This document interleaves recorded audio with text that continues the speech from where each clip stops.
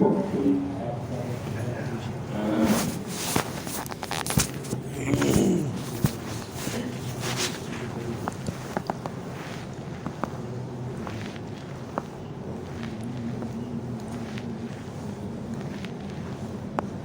لله نحمده ونستعينه ونستغفره ونؤمن به ونتوكل عليه ونعوذ بالله من شرور أنفسنا ومن سيئات أعمالنا من يهده الله فلا مضل له ومن يضلل فلا هادي له ونشهد أن لا إله إلا الله وحده لا شريك له ونشهد أن محمدا عبده ورسوله. أما بعد أعوذ بالله من الشيطان الرجيم. بسم الله الرحمن الرحيم. إن الذين قالوا ربنا الله ثم استقاموا تتنزل الملائكة ألا تخافوا ولا تحزنوا وأبشروا بالجنة التي كنتم توعدون. وقال النبي صلى الله عليه وسلم: من صام رمضان ثم أتبعه ستا من الشوال كان كصيام الدهر أو كما قال عليه الصلاة والسلام. آج شوال کی 7 تاریخ ہے اور رمضان ابھی ابھی گزرا ہے. رمضان میں ہم عبادت بھی زیادہ کرتے تھے، قرآن کی تلاوت بھی زیادہ کرتے تھے، صدقہ خیرات بھی زیادہ کرتے تھے، لوگوں کی دل جوئی بھی کرتے تھے، لوگوں کی مدد بھی کرتے تھے. یعنی ہر کوئی اپنے اعتبار سے زیادہ عبادت کر رہا تھا، کرنے کی کوشش کر رہا تھا. تہجد کا بھی اہتمام کر رہے تھے، الحمدللہ تراویح پڑھ رہے تھے. تو رمضان تو چلا گیا. اب یہ رمضان آیا کیوں ہے؟ تو قرآن میں جہاں یا ایھا الذین آمنوا کتب علیکم الصیام کما کتب علی الذین من قبلکم لعلکم تتقون، تو اللہ نے خود ہی بیان کر دیا کہ تم پہ روزے فرض کیے. تسلی کے لیے کہا کہ روزے خالی آپ پر فرض نہیں کیے گئے، اس سے پہلی جو امتیں آئی ہیں ان پر بھی روزے فرض. پھر روزے فرض کرنے کا مقصد کیا ہے؟ اللہ نے لعلکم تتقون، تاکہ تم متقی بن جاؤ، اللہ کے برگزیدہ بندہ بن جاؤ. کسی کا مقولہ ہے کہ من کان یعبد رمضان، جو رمضان کی عبادت کرتا تھا تو فقط رحل رمضان تو چلا گیا. من کان یعبد اللہ، جو اللہ کی عبادت کرتا ہے، پھر اللہ کے لیے عبادت کرتا ہے، فإن اللہ باقی حی لا یموت، تو اللہ تعالیٰ تو ہمیشہ باقی ہے اور ہمیشہ رہنے والا ہے، اللہ کو موت نہیں آتی. تو رمضان کی جو ایام ہیں یہ ہماری لیے گویا کہ ایک تربیتی کورس تھا.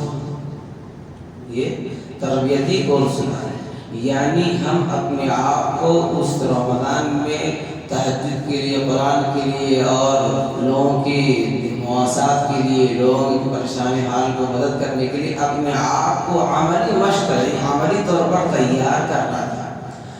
شیخ الاسلام علامہ ابن تیمیہ فرماتے ہیں کہ اگر آپ چاہتے ہیں، یہ دیکھنا چاہتے ہیں کہ ہماری رمضان کی عبادتیں، قرآن کی تلاوت، روزے، نماز، سجدے، تہجد، اوابین قبول ہوئی کہ نہیں، تو رمضان کے بعد کی زندگی دیکھو. اگر رمضان کے بعد بھی اس کی توفیق مل رہی ہے تو گویا کہ آپ کی عبادتیں قبول ہیں. اگر توفیق نہیں مل رہی ہے تو گویا کہ ہمیں جیسی عبادت کرنی چاہیے ویسے ہم اس عبادت کا حق ہم سے ادا نہیں ہوا. تو 2 باتیں کرنی دلیل کہ دیکھیے جیسے رمضان میں آپ نے نظام بنایا تو رمضان کے بعد بھی نظام بنا. سب سے پہلا نظام تو یہ ہے کہ میں نے رمضان سے پہلے شعبان کے یعنی رمضان سے پہلے ہفتے میں کہا تھا کہ اپنے آپ کو گناہ سے بچاؤ، اپنے آپ کو گناہ سے بچاؤ. ایک دوسری حدیث ہے کہ اتقی المحارم تکن عبد الناس، کہ تم اللہ نے اپنے آپ کو اللہ کی حرام کردہ چیزوں سے بچا لو تو لوگوں میں سب سے زیادہ عبادت گزار ہو جاؤ گے، یعنی اللہ کے برگزیدہ بندہ ہو جائے گا۔ دیکھیے کوئی کام کرنا ایک طرح سے بھاری لگتا ہے، لیکن کچھ کرنا نہیں ہے، اپنے آپ کو سے بچانا ہے تو ایک طرح سے بھاری بھی نہیں، لیکن نفس اب تو شیطان کے ساتھ لگے ہوئے، یہ جلدی آپ کو بچنے نہیں دیں گے۔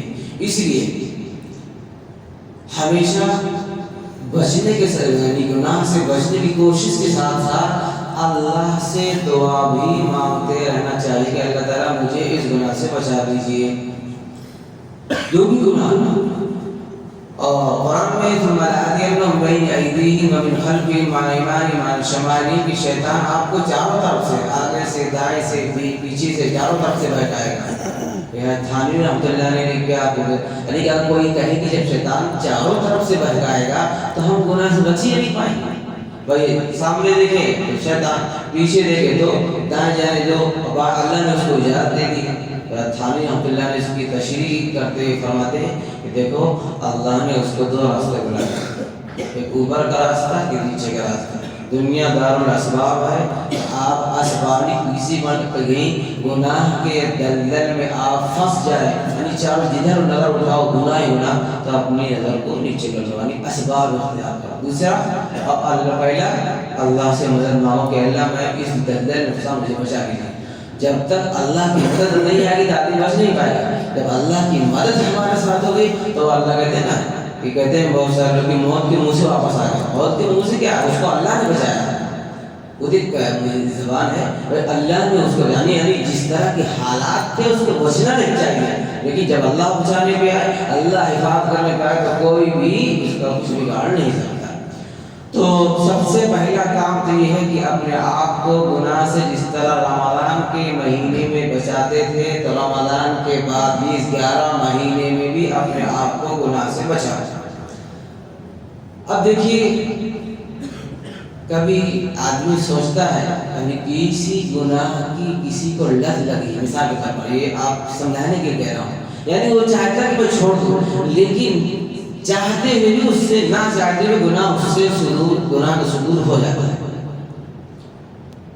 اب شیطان اس کو، اب وہ توبہ کرنا چاہے گا تو بار بار شیطان اس کو یہ بھی کہتا ہے کہ ارے ابھی تو تم توبہ کر رہے ہو لیکن تم کو معلوم ہے تم ابھی پھر گناہ کرو گے۔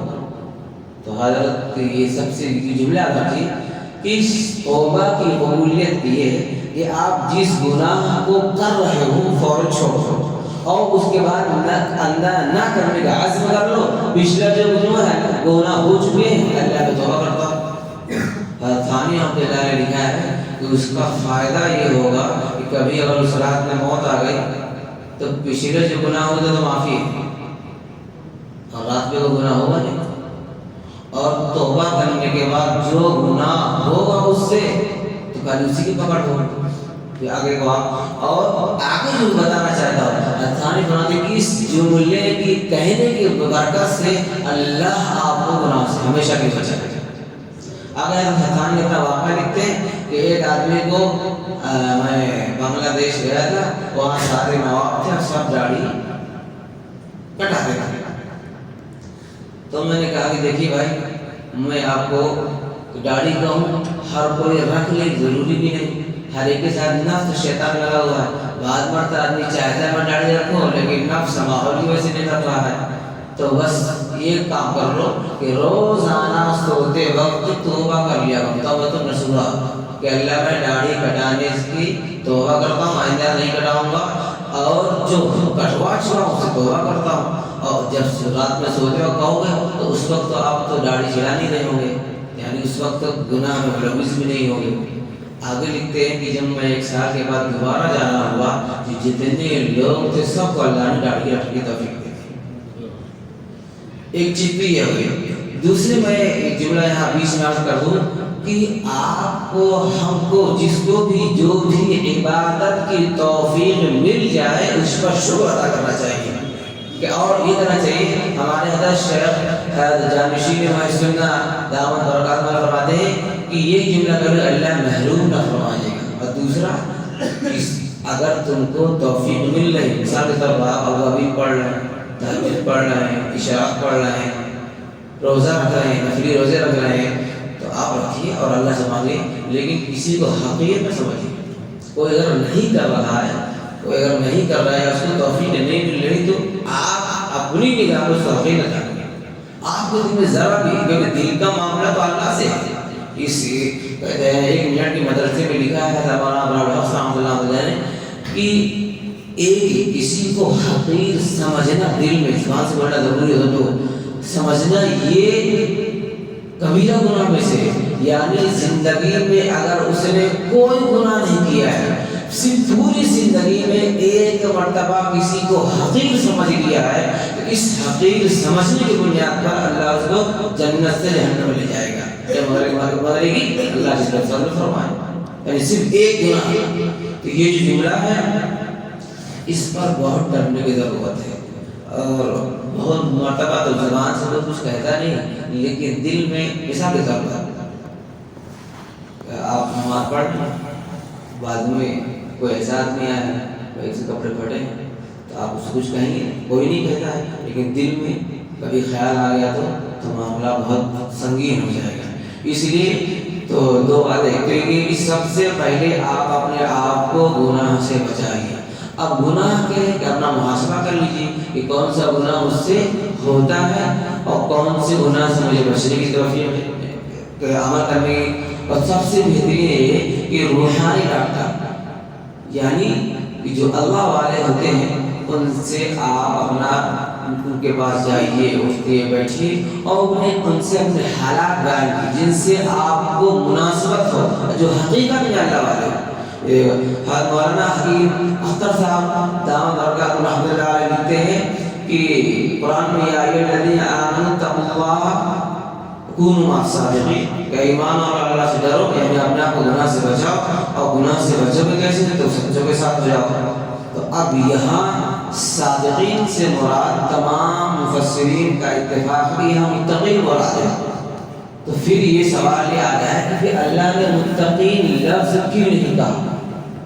اور بہت سے قرآن میں متقین لفظ آیا ہے تو فرماتے ہیں کہ اللہ نے میرے دل میں بات ڈالی کہ متقی اس لیے کہا کہ تقوی کا دعویٰ کرنے والے، تقوی کا یعنی متقی ہونے کا دعویٰ کرنے والے بہت سارے لوگ ہوں گے، لیکن آپ اگر ان کے پاس جائیں اور ان سے مناسبت ان کے ساتھ آپ بیٹھے اٹھنے، تو بیٹھنے اٹھنے اور ان کی مجلس میں جانے سے پہلے آپ یہ دیکھ لیجیے کہ وہ تقوی کے دعوے میں سچا ہے کہ نہیں، تقوی کے دعوے میں سچا ہے، یعنی اس کا کوئی بھی عمل سنت کے خلاف، یعنی حضور صلی اللہ علیہ وسلم کے طریقے کے خلاف نہیں ہونا چاہیے۔ اگر حضور کے طریقے کے خلاف ہے تو وہ تقوی کے دعوے میں سچا نہیں اور وہ دین کے خلاف ہے۔ تو یہ یاد رکھو، کسی کا عمل ہمارے لیے حجت نہیں، ہمارے لیے سب سے حضور صلی اللہ علیہ وسلم نے پیدا ہونے سے پہلے سے لے کر پیدا ہونے تک، مرتے اور زندہ قبر میں دفن ہونے تک، قبر کے بعد تک کی زندگی گزارنے کے سارے طریقے بتلا کر گئے۔ اگر کسی کو، ہم کو، آپ کو نہیں معلوم ہے تو یہ ہماری کوتاہی ہے۔ ہمارے لیے سب سے بہترین رہبر رہنما حضور صلی اللہ علیہ وسلم کی ذات ہے، اور یہ ہونی چاہیے۔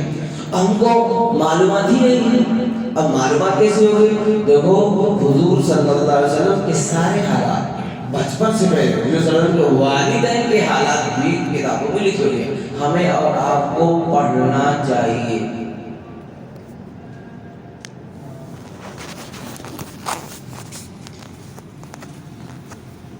تو اردو میں بھی ہے، ہندی میں ملتی کتابیں، انگلش میں بھی ملتی سیرت کی، آپ پڑھ سکتے ہیں، پڑھنا چاہیے۔ اس کا فائدہ یہ ہو کہ آپ یہاں تک کہ لکھا ہے کہ اگر کوئی انسان کسی پریشانی میں، معاشی بروزی کی پریشانی میں مبتلا ہو تو سیرت پڑھے، سیرت کی تعلیم کرے۔ کوئی بیماری میں مبتلا ہے تو سیرت کی تعلیم کرے، انشاءاللہ اس سے تھانے عبداللہ کے زمانے میں حیضہ، جیسے کورونا آیا تھا، حیضہ کی بیماری آئی تھی، تھانے میں سیرت نشر طب لکھنا شروع کی، اور ابھی کتاب مکمل بھی نہیں ہوتی کہ وہ بیماری جو حیضہ کی آئی تھی اللہ نے ختم کر دیا۔ تو پڑھنا چاہیے، سیرت پڑھنا، سننا، جاننا سب ثواب ہے۔ تو ایک بات تو یہ ہے کہ رمضان کے بعد جس طرح رمضان میں اپنے آپ کو گناہوں سے بچایا، تو اور رمضان کے بعد بھی اپنے آپ کو بچائیے گناہوں سے۔ دوسرا کام یہ کریے کہ اپنا محاسبہ کیجیے کہ ہم رمضان میں جو اعمال کرتے تھے وہ ان کا عمل پیرا ہے کہ نہیں، اور گناہوں سے جو جس طرح رمضان میں بچ رہے ہیں یہاں بچ رہے ہیں، اور محاسبہ کرنے کے بعد پھر اس پر اگر کوتاہی ہو رہی ہے تو کوئی بات نہیں، اب تک ہو گئی ہے کوئی بات نہیں، توبہ کر کے پھر آپ اس پر عمل پیرا کرنا شروع کیجیے۔ تیسری چیز یہ کہ رمضان میں ہم لوگ تراویح بھی پڑھتے تھے اور اوابین بھی پڑھ لیتے تھے، تہجد بھی پڑھتے تھے، تو اس تہجد کا اہتمام کرنا چاہیے۔ فتاوی ریاض العلوم میں اکثر علماء کہنا کہ تہجد کی نماز تو نفل ہے، لیکن فتاوی ریاض العلوم والے لکھتے ہیں کہ بعض علماء کہتے ہیں سنت مقتدہ ہے۔ تو عشاء کی نماز اب بہتر طریقہ تو یہ ہے کہ آپ آخر شب میں اٹھیں اور تہجد پڑھ لیں۔ اب اگر آپ کو آخری شب میں نہیں اٹھ پا رہے ہیں، دن بھر کے تھکے ہوئے ہیں، تو عشاء کی نماز کے بعد 2 رکعت تہجد کی نیت سے پڑھ لیں، 2 رکعت تہجد کی نیت سے، تو بھی آپ کا شمار۔ تہجد کی بہت فضیلت ہے، اور اس کی فضیلت بعد میں بتاتا ہوں۔ اگر یہ بھی نہیں ہو سکا، دیکھو نفس اگر تیار نہیں ہو رہا کھڑے ہو کے پڑھنے میں، تو نفس میں بھائی تو بیٹھ کے پڑھے، اور اس میں بہت ساری صلاۃ توبہ، صلاۃ الحاجات، سجدات، نفل میں ایک ساتھ کئی نہیں کر سکتے، تو نفس کا بھائی بیٹھ کے ہی پڑھے، بیٹھ کے تیار ہو جائے گا۔ اور پھر بھی اگر بیٹھ کے بھی نہیں پڑھ پائے مثال کے طور پر، یا پڑھ لیے تو بھی رات کے کسی پہر بھی اگر آپ کی آنکھ کھل جائے، کھلتی ہے کبھی آدمی کوئی سنتا کرنے کی، اور نہیں کھلی تو کوئی بات نہیں، آپ اس یہ نیت کر کے سوئیے کہ اگر میری آنکھ کھلی تو میں تہجد پڑھوں۔ نیت تو کبھی نیت کرنے کا سوچنا تھا۔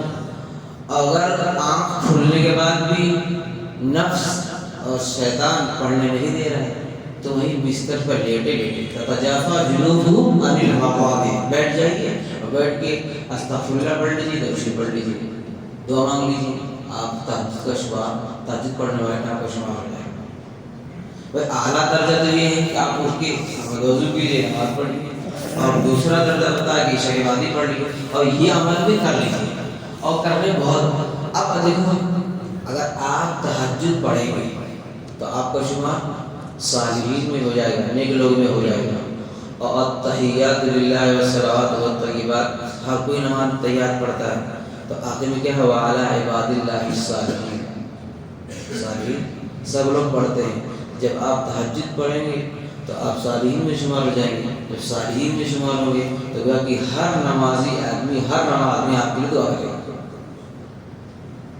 صالحین میں شمار ہو جائیں گے تو ہر نمازی آدمی آپ کے لیے دعا کرے گا۔ کتنی بہت آسان ہے، یعنی آپ کو بھائی اگر لیٹے پڑھنے میں کیا ہے، کچھ نہیں، درود شریف پڑھ کے مانگ، جو اپنی ضرورت کی چیز مانگنا، اپنی ضرورت کی چیز اللہ سے مانگنا ہے کہ ہر ایک کی ضرورت ہے، کسی کو معاش کی ضرورت ہے، روزے کی ضرورت ہے، کوئی بیمار ہے، پریشان ہے، کسی کے شادی بیاہ کا مسئلہ، جو بھی ضرورت ہے سب آپ کو ہر چیز اللہ سے مانگنی چاہیے، یہاں تک کہ چھوٹی چھوٹی چیز سوئی۔ دیکھو تقی صاحب نے لکھا ہے کہ دیکھو ہر وقت اگر ہم اللہ کا ذکر کرنا چاہیں تو مشکل ہے، راستہ چلتے یہ چلتے نہیں کر پائے، قرآن کی تلاوت بھول سکتا ہے، کبھی یاد ہی نہیں رہا، درود شریف پڑھ رہا ہے، بات کرتے کرتے درود شریف پڑھتے پڑھتے فون آ گیا تو رک گئے درود شریف، پھر دماغ سے نکل گیا، تو کہ ہاں آپ گھر سے نکلے، گھر سے نکلنے کی دعا پڑھ لی، اب دعا کر لیجیے، اب وہاں بس اسٹینڈ میں بیٹھے ٹیکسی کا انتظار کیے، اولا وغیرہ جو بھی بک کی وقت میں مل گئی تو اللہ کا شکر کیا، اللہ نے ملا دیا، گاڑی بیٹھ گئی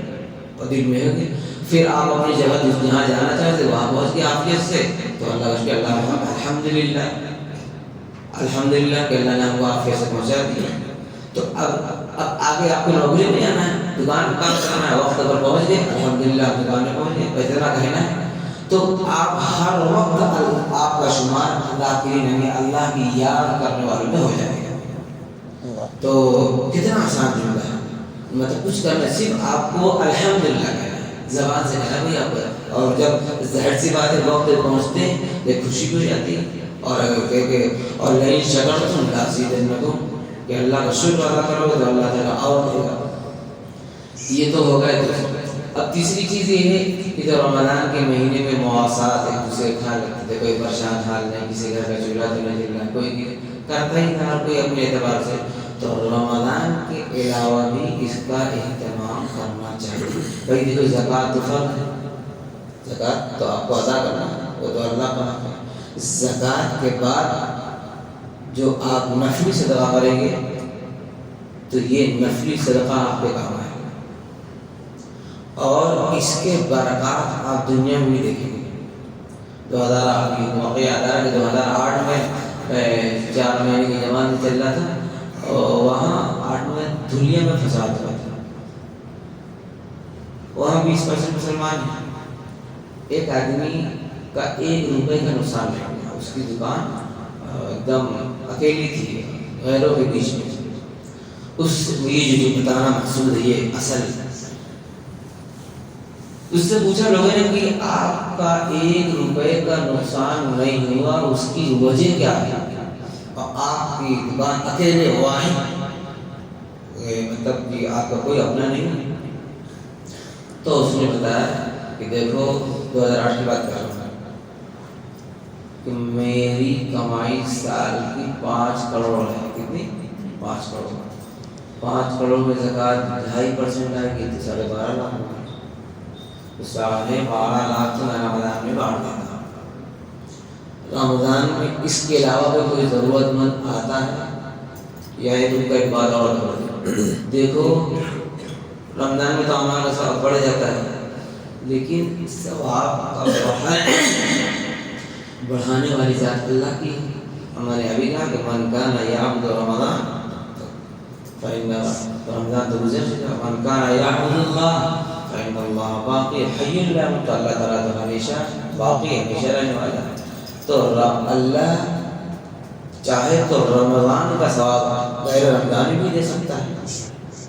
اور بہت احادیث کا مطالعہ کریں گے تو کہیں حضور صلی اللہ علیہ وسلم نے سے پوچھا گیا کہ اس وقت سب سے بہترین کام کیا ہے, تو کہیں حضور صلی اللہ علیہ وسلم نے فرمایا کہ کسی کو کپڑے پہنانا, کہیں فرمایا ہے کیا کھانا کھلانا, کہیں فرمایا ہے کھانا کھلانا, کہیں کسی جگہ ایسے ہی سوال کیا گیا تو حضور نے فرمایا سب سے بہترین ثواب کا کام پانی پلانا ہے. تو اس یہ احادیث سے یہ ہے کہ جس وقت امت کو جس چیز کی سب سے زیادہ ضرورت ہو, سب سے بڑا کام کرنا ثواب کا. اب مثال کے طور پر غیر رمضان میں کافی پریشان حال ہے, حقیقت میں پریشان ہے, ضرورت مند ہے. اب آپ نے نظام بنا لیا کہ میں تو رمضان ہی میں مدد کرتا ہوں, غیر رمضان میں نہیں کرتا ہوں. تو بھائی آپ نہیں کریں گے تو پکڑ نہیں ہوگی شریعت میں, کیونکہ آپ نے جو واجب زکوٰۃ واجب تو ادا کر دی, تو نفلی کام ہے تو نہیں منع کرتے کوئی بات نہیں. لیکن اگر آپ کریں گے اور حقیقت میں ضرورت مند ہے تو رمضان سے زیادہ ثواب اس وقت مل سکتا ہے. یہ تو آپ اور اللہ تعالیٰ کا معاملہ ہے, جس میں جتنا اخلاص ہوگا اللہ تعالیٰ اتنا اس کا اجر بڑھا دیتے ہیں. تو یہ تو فرماتے ہیں کہ میں تو رمضان میں زکوٰۃ نکال دیتا ہوں, اور اس کے بعد 12.5 لاکھ اس کے بعد میں دیکھتا ہوں, مطلب میں یہ سوچ کے رکھتا ہوں کہ مجھے 5 کروڑ منافع میں سے 2.5 کروڑ بانٹنا ہے. 2.5 کروڑ بانٹنا ہے. تو اگر رمضان میں کوئی ضرورت مل گیا سب کی ضرورت کرتا ہوں, پھر کوئی ضرورت نہیں ملا تو ساتھ میں کبھی بھی کوئی آئے تو میں اس کی ضرورت فوراً پوری کر دیتا ہوں. اس طرح یعنی میں 2.5% نہیں نکالتا ہوں, میں آدھا بانٹ دیتا ہوں. یہ اس کی واقعہ سے میری ملاقات خود سے اس آدمی سے خود ہے, مطلب یہ سنی بات نہیں ہے. تو کہنا یہ تھا کہ ایک تو یہ ہے کہ گناہوں سے بچے, دوسری یہ ہے کہ جو مواسات کا رمضان میں آپ اہتمام کرتے تھے صدقہ خیرات کا, تو اگر کوئی ضرورت مند آئے تو اس کا اہتمام غیر رمضان میں کرنا چاہیے, کرتے رہنا چاہیے, اس کا ثواب آپ کو ملے گا. تیسرے کام یہ ہے کہ رمضان میں آپ قرآن کی تلاوت بھی کرتے تھے, ہر کوئی زیادہ سے زیادہ کرتا تھا, کوشش زیادہ رہتی تھی اور کرنا بھی چاہیے. بہت سارے لوگ, ہم نل بازار میں پڑھاتا ہوں تو وہاں ایک ہمارے شاگرد حافظ نے نادرہ قرآن کو عمل کیا، اعتکاف میں بیٹھا تھا آخری عشرے میں، اس سے جو پوچھتے تھے نا تو روزانہ ایک قرآن پڑھتا تھا، اس رمضان کے بعد آ رہا تھا، اس سے جب بھی پوچھتے تھے ظہر اثر میں برباد تھے بھائی کتنا پارا پڑھے ایسی اس سے چلے آتے تھے، تو کہا کہ الحمدللہ یہ قرآن پورا ہوگا یا پورا ہونے والا ہے، روزانہ ایک دن کے بعد نہیں کرنا، ناظر حافظ نہیں، یہ ہوتا تھا نا بھائی حافظ آدمی ہے تو اس کا قرآن مطلب تھوڑا زبان زیادہ چڑھا ہوا ہے، وہ ناظرہ خواہ ہے، یعنی کہنے کا آدمی چاہ لے تو سب کرنا آسان ہو جاتا ہے، تو ہر کوئی کر رہا تھا، تو اب یہ نظام الاوقات بنا کہ غیر رمضان میں اکثر لوگ قرآن کی تلاوت نہیں کرتے ہیں یا کوتاہی کرتے ہیں۔ حدیث میں ہے کہ احب الاعمال الی اللہ ادومها وان قل، اللہ کے نبی سب سے پسندیدہ اعمال وہ ہے جو ہمیشہ ہو، کنٹینیو ہو، چاہے تھوڑا ہو۔ ایک دوسری حدیث میں خیر العمل ما دام علیہ، بہترین عمل اللہ نبی وہ ہے جو ہمیشہ ما دام علیہ۔ تو آپ جو ہے ایک نظام بنا لیں کہ قرآن کی تلاوت مجھے روزانہ آدھا پارہ ایک پارہ کرنا ہے۔ حضرت قاری امی حسن رحمۃ اللہ علیہ سیوان کے شیخ زکریا رحمۃ اللہ جو فضائل اعمال لکھے ان کے مرید ہیں، خلیفہ ہیں، ان کا جملہ بہت پسند آیا، وہ فرماتے تھے حضرت کہ قرآن کی تلاوت بالترتیب روز کرو، چاہے ایک ہی آیت کرو، تو ایک آیت پڑھنے میں کتنا جاتے ہیں، ایک آیت کی ایک رکو نہیں کہہ رہے ہیں، ایک رکو نہیں، بھائی قرآن میں سب سے بڑی ایک آیت ہے، وہ تیسرے بارے میں ہے، وہ 15 لائن ہے، ایک ہی آیت ہے، باقی اور سب آیتیں اتنی بڑی نہیں، اور کبھی کبھی تو ایک لائن میں 3 آیتیں، تو ایک ترتیب ہوا، یعنی ایک نظام بنا لو کہ ہمیں قرآن کی تلاوت روزانہ ایک لائن کرنا ہے، اتنا تو کر سکتے ہیں، ایک سے میں تو کہتا ہوں کہ ایک صفحہ کر لینا چاہیے، ایک صفحہ کر لینا چاہیے۔ اب جو ہے ایک صفحہ کریں گے تو اب مثال کے طور پر آپ کا نماز پڑھنا ایک ہی مسجد فکس نہیں، کہیں بھی ہو سکتی ہے، تو آپ جو ہے موبائل قرآن میں ڈاؤن لوڈ کر لیجیے، مسجد میں قرآن میں دیکھ کے تلاوت کیجیے، جو صفحہ نمبر میں تلاوت کر رہے ہیں تلاوت کر کے بند کریں، موبائل میں اسی قرآن کے صفحے میں دنیا کے قرآن وہاں کہیں ٹچ کر دیں گے تو وہاں تاریخ کے ساتھ آ جا کے آپ یہاں تک قرآن اس تاریخ کو یہاں تک تلاوت کی ہے، اس طرح کر لیں۔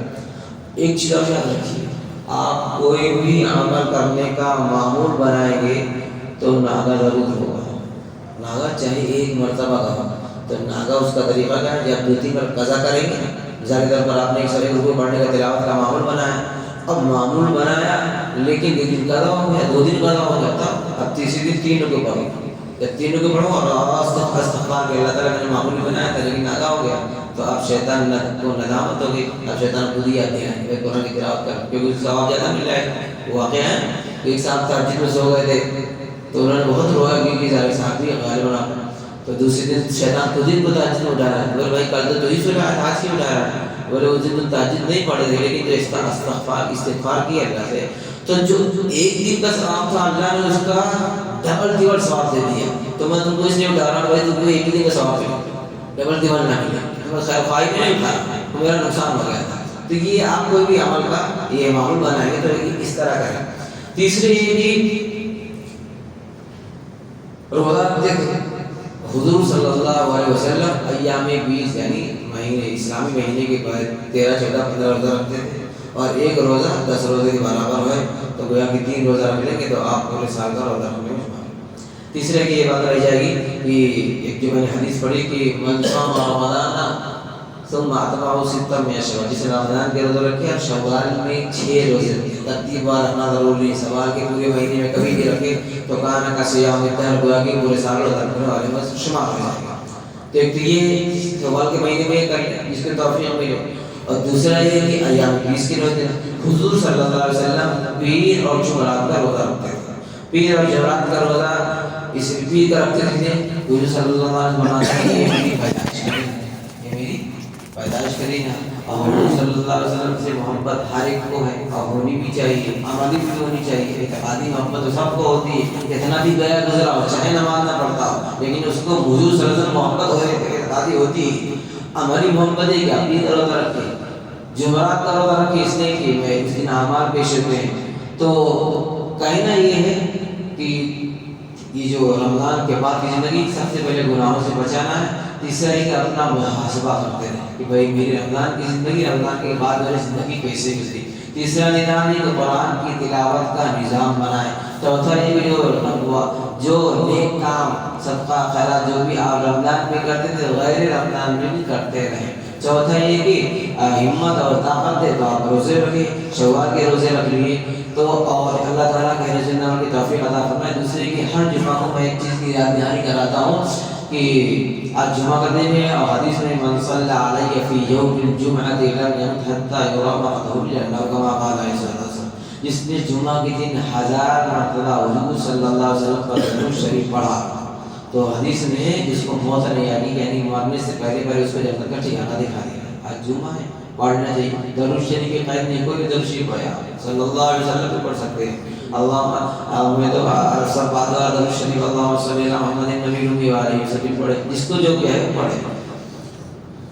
یا تو کہتے صلی اللہ علیہ نبی الامی وسلم، یعنی امی جو ہجن صفت ہے یہ پڑھ لے. تیسرے کہ اگر 1000 مرتبہ نہیں کر سکتے ہیں تو 100 مرتبہ کر لیں.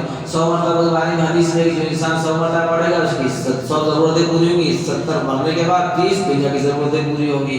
تو آج جمعہ کا دن ہے، اس پر عمل کرنا چاہیے اور سورہ کہف کی تلاوت کرنا چاہیے کیونکہ دجال کے فتنے سے حفاظت ہے. اللہ تعالیٰ کہنے سننے عمل کی توفیق عطا فرمائے.